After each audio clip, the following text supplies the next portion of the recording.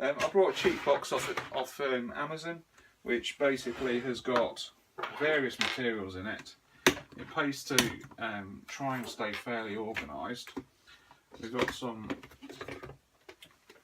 body wraps and threads and stuff in there. And there's stuff that you wrap around the bodies. You don't necessarily need those. Certain types of flies need those, but you don't necessarily need those to tie big flies.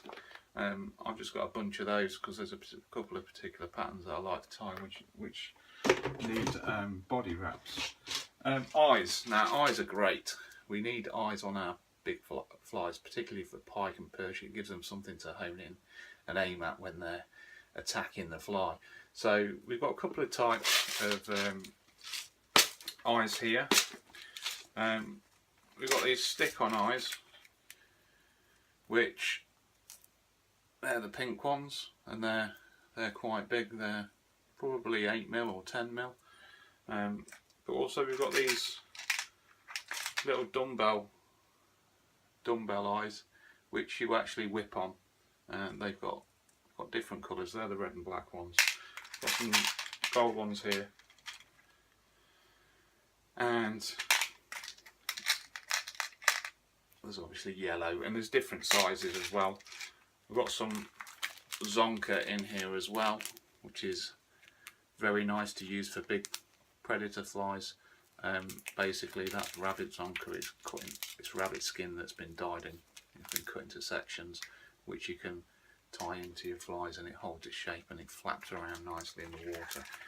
We'll probably do some videos at some point showing you flies in the water and how different materials react.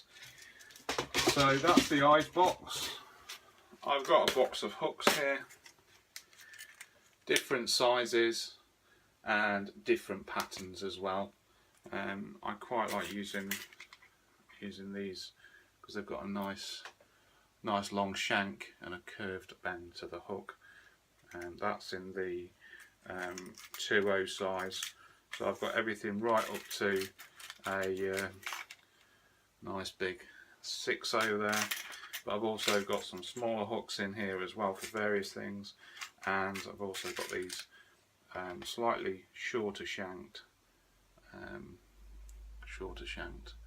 round hooks, round bender hooks, and they're beaked at the point they are. Sakuma are a very good brand, very reasonably priced, and I can't fault their hooks at all. One of the shops that I use is Silver Scales. They actually do Sakuma hooks, so they do the C non-corrosive ones, but I prefer to use these ones because if a pike was to swallow one, at least there's a chance that it might actually break it down in its stomach.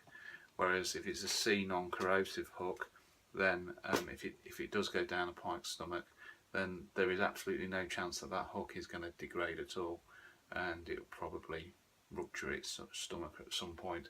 So definitely don't use the C non-corrosive hooks when you're freshwater fishing. So that's those, and then we've got a box of threads, different colours, different weights. I'll probably talk to you about threads at some point as well.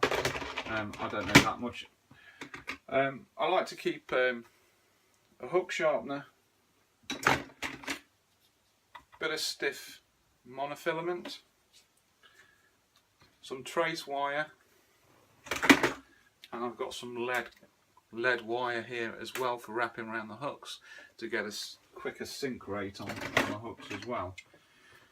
Cocktail sticks. Now these are great because at some point the piece of plastic that you use that comes with your adhesive will deteriorate and be all blobbed up and you won't use anymore. So this is great for mixing glue, but also applying glue as well, because you can just throw those away and it saves mucking up your little dubbing needle, which you want to try and keep that nice and clean and tidy so that when you're splitting fibres and what have you, you don't get glue all over it. So that's that box, and basically I've got a tying tool here as well, and I'll talk to you about tying tools because I can tie off with one of these, but I can equally tie off by hand as well. And at the moment I'm debating whether this is useful or not. I'll see a lot of the pros using these, and perhaps it's something I just need to stick with. I don't know, I'm new to this, so we'll give it a go.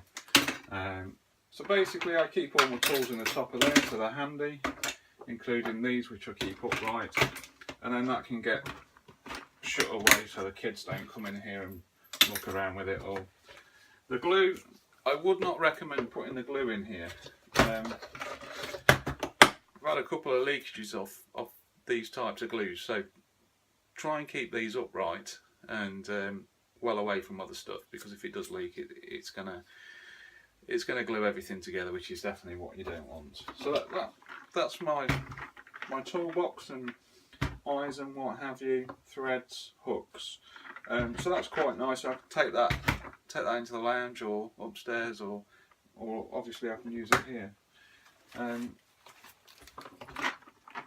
That goes there. I've got myself a light here, a nice bright light, which is very good when tying without daylight. Daylight's really the best light you can use for tying flies. But obviously we can't always tie during the day, so I've got a bright light there. I've got a piece of foam here. I'm going to keep my eye out as stuff keeps coming through the post and try and find some more bits of foam, because it's very useful for when you're gluing and finishing flies off. You can stick them in here, and once they're in here you can then you can stick the eyes on various things, and you've got your vice free then for tying more flies if you want to. So there's a couple in there that I've just glued the eyes on. So that's those, and then onto the drawers. So I keep pens are very useful, because you don't always get the thread colour you want, and if you get a white thread, then you could use that for everything and then just colour in. So I use these Sharpie pens. Obviously blacks and browns are very useful, yellows, oranges, pinks, and I've got a black marker pen as well, which is this is the sort of thing that's useful for doing spots on flies after you finish tying, or if you need to do some stripes, then you can use these for that. So there's also some old makeup here that my wife gave me. I don't wear it very often, but what it is useful for is you can actually, I haven't tried it yet, but I've read that you can use it to mix in with the iridite resin, and then you can get different colours of glue.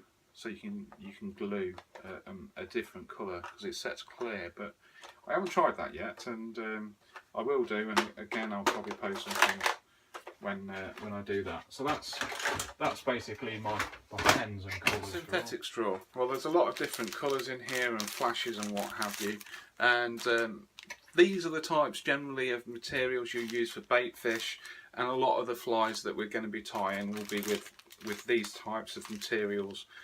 So there's sort of hair type materials there. That's a hair type of material. This is like a fibrous material. I don't know if you can see the difference there. And then we've got these sort of flash materials as well, which will mix in with the fibres. And they all act differently in the water, and they have different sort of compression rates in the water. So some don't lose their fullness once wet, and others do. Others hold their shape, and some sort of slide and flash around in the water. So what we'll do is we'll show you how to use some of those later in some of the other videos. Lots I'm learning as well. And what else have we got? We've got some fur.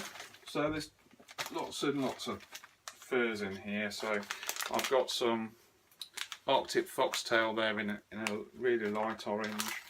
The same thing, but in a red. We've got some bucktail in black, and some deer belly there in orange. And what's this? Another sort of bucktail there in some natural colours, whites and browns. Hare's ear, that came with that book with the fly tying materials. This is some horse's hair that I was given. No doubt I'll try that out at some point. And then I've got some feathers here, which are in the wrong drawer, off my mum's budgie, because they're all nice different colours. So at some point I'm going to try some tie some budgie flies, which I'll hope to try out soon. And then the last drawer is the feathers. So these are all feathers that I've slowly amassed from various places. Some blue feathers which were left over from Easter one year. These are all pheasant feathers. I managed to get a couple of pheasant off a gamekeeper locally. He gave me whole, and basically I took out the feathers that I like the look of. We've got some peacock, there's some more pheasant feathers here.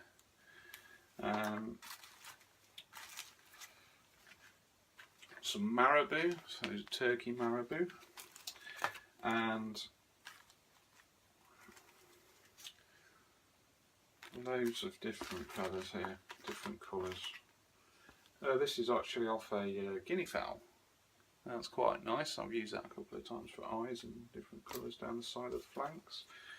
And we've got some more pink marabou there. As I say, you can get lots of fibres off various places. From a gamekeeper, I've got some from Hobbycraft. I've even got some Blue Jay wings in the freezer from the gamekeeper that I know. And yeah, so don't limit yourself to one supplier. Last but not least, we've got a load more tail and wing feathers here from pheasant. So that's 2 pheasant I got off a gamekeeper. I think he charged me about £4 for the 2 pheasants, and you know, look how many feathers there are there. There's going to be quite a few flies tied with those. Don't be put off by the amount that I've got. You could probably start tying some of these with probably £10 or £20 worth of materials and threads in it. You only need 1 thread, 2, maybe 3 of the materials, which are about £3 a packet. The hooks are about £3 for 10. So and threads about another £3. You've got this is quite expensive. This was £8, but they do a smaller pack for about £5. So you know, £30, you've probably got enough materials to make 10 flies. I'm going to be tying big flies, like these types of flies. These are the types of flies that I'm aiming to be tying. My main focus will be looking to catch big pike, and with some emphasis on catching maybe chub and perch as well from local rivers and still waters. So I hope that was informative. I'm not trying to do this professionally. I just wanted to share my journey with you guys. I hope it's of interest to some of you. If not, just turn off.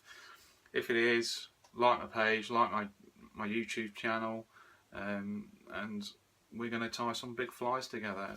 I think anyone can do this. So anyone can tie big flies like this, and a few more videos, and we'll see what we can do.